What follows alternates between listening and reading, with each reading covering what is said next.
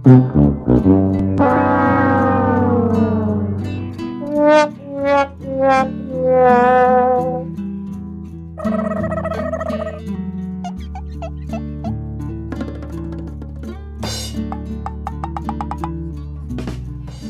మోహన్, ఏంట్రా అది?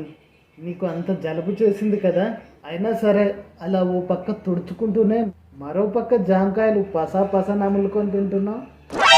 ఆ జలుబు తగ్గే వరకైనా ఆ తినడం ఆపొచ్చుగా. అసలు నన్ను అడిగితే అసలు జామకాయలు తినడమే వద్దంటాను. మన పెరటిలో జామకాయలు అన్నీ నువ్వే తినేస్తున్నావు, అందుకే నీకు అలా జలుబు చేసింది.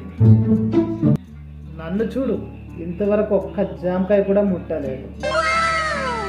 ఏడ్చావులే, జలుబు చూసుకొని జామకాయలు తినడం మానేస్తాను.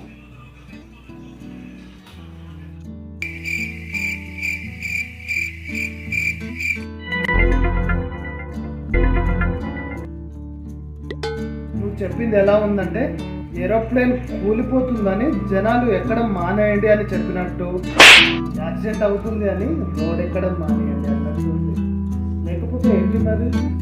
ఇలా భయపడి చాలా మంది మన దేశంలో సీజనల్ ఫ్రూట్స్ తినడం మానేస్తున్నారు.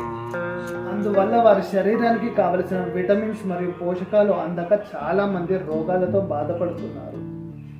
తెలుసా, ఇది స్వయంగా మన వరల్డ్ హెల్త్ ఆర్గనైజేషన్ వాళ్ళు రీసెంట్గా చేసిన అధ్యయనంలో తేలింది. విటమిన్స్ లోపం కారణంగా మన భారతదేశంలో ప్రతి ఏటా చాలామంది చనిపోతున్నారు.